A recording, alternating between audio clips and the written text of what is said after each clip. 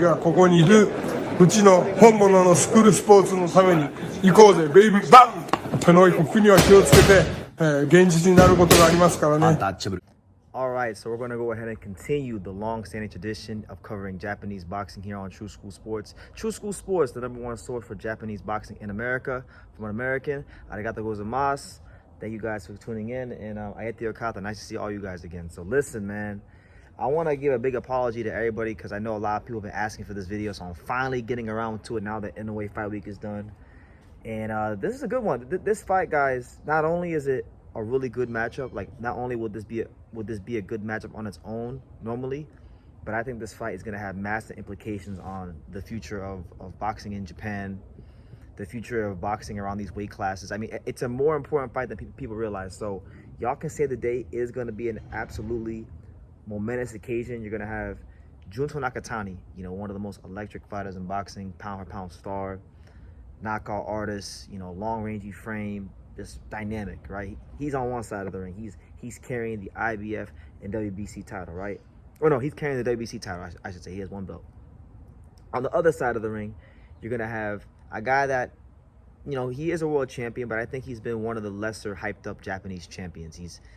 He hasn't gotten that critical acclaim so much outside of Japan, and he really isn't even getting a lot of critical acclaim even within the confines of Japan. But this guy is a very good fighter. I think he's better than his record would indicate.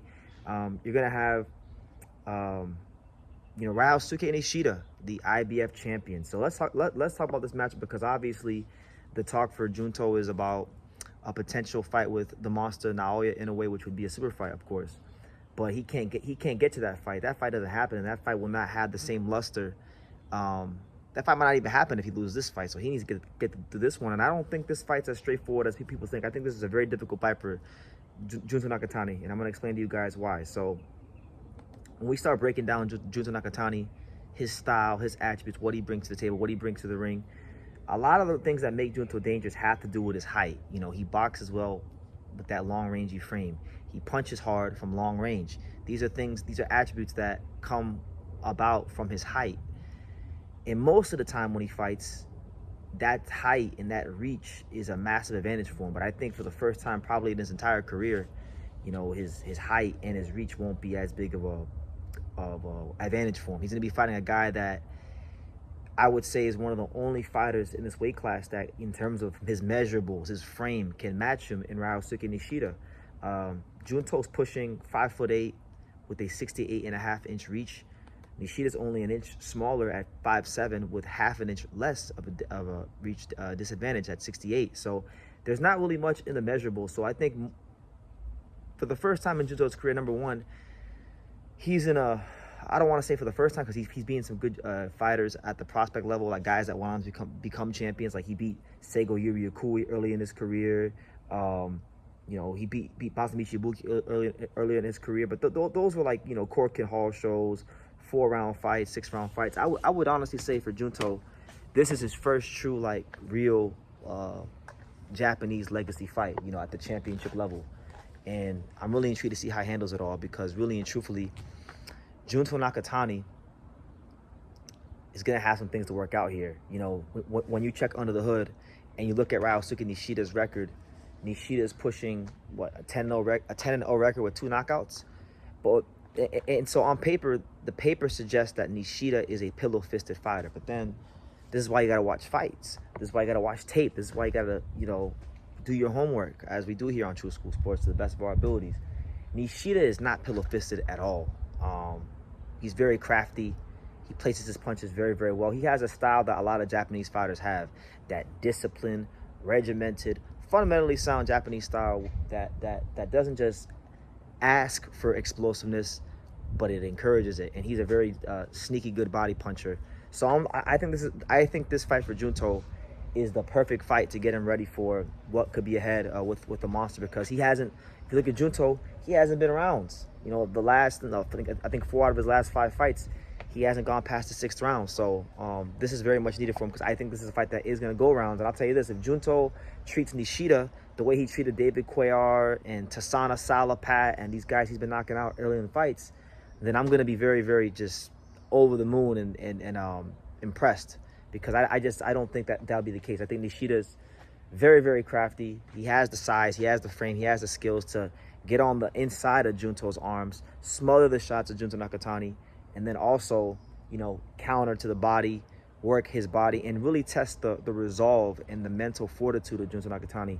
It's all well and good that we want Inoue and Nakatani, but guess what? There's other fighters out there, ladies and gentlemen, that had their own dreams, that had their own goals, that had their own ambitions.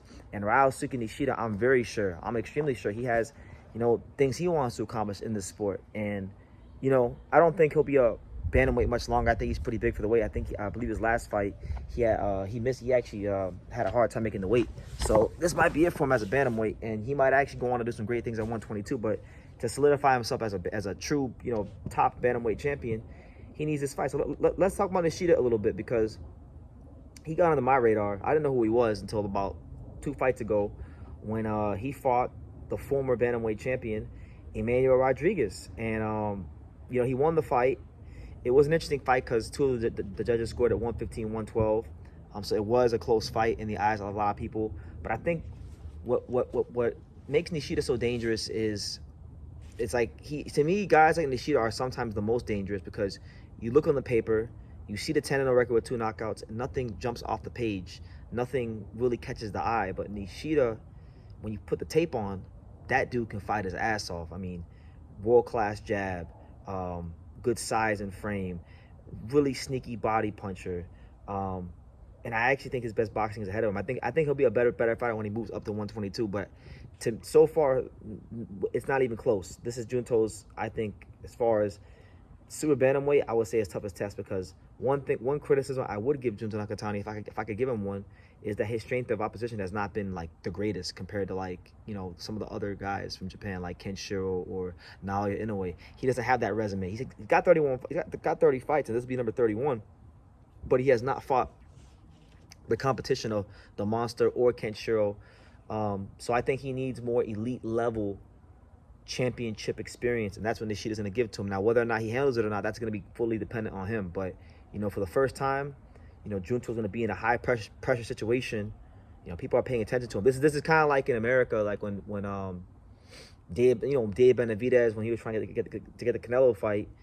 You know, every time he fought from like 2021 to now, a bunch of eyeballs have been on him, and it's going to be the same kind of thing with Junto. His name's now synonymous with Inoue in the big fight, but he can't get to the big fight if he don't handle his business. And I'm telling you right now, you guys may not know Nishida. You guys may think like, oh, Nishida, who is he? He got 2 knockouts. He ain't this, he ain't that. Okay, if you sleep on him, you're going to see this guy can really fight his ass off, and it would be an absolutely ridiculous statement, a crazy statement from Junto if he knocks this guy out like he's been doing everybody else. You know, in Nishida's last fight, he fought a fighter by the name of Anuchai Donsua. Now, I was in Japan. I didn't go to the fight, but he fought this Thailand guy from Osaka. He stopped him with a body shot. If you just go watch that, the body shot stoppage, you know, he slipped the punch and then he countered to the body. That's the kind of craftiness that Nishida brings to the table, the ability to slip counter to the body, slip counter to the head, lead the exchanges, boxing with the southpaw jab. He is the most well-rounded, multi-dimensional fighter I think Junto's ever fought at the championship level. So that within itself makes this an interesting fight, and I'm going to be covering this fight a lot more as it gets closer. So you guys make sure you stay tuned, because this is an amazing fight. This is a fight that boxing needs, the bantamweight division needs. And if Junto comes through it with a great performance, then I think this should strengthen his case for a monster fight more than anything. And if Nishida knocks off Junto, then all of a sudden we're talking about a new star of Japanese boxing. So it's always really exciting to see these kind of fights in Japan. You know, we just had a great Japanese unification fight with Kenshiro Seigo Yuriokoi, which for me is still my front runner for fight of the year. I don't have Inoue Cardenas, even though it's a great fight, ahead of Kenshiro and Seigo, and I don't have Conor Benn versus Chris Eubank Jr. ahead of Kenshiro and Seigo Yuriokoi. I think they right now are still in the lead. So listen, these Japanese domestic unification fights for the world titles, it's always these guys bite down a little harder, they fight a little better, you know, they go up about 10%. So I would expect nothing less from Junto, and I would certainly not expect anything less from Ryosuke Nishida. So let me know what you guys think. Who are you favoring? I'm sure Junto will be the favorite, but you know, for those of you who have seen Nishida fight, what kind of chance do you give him?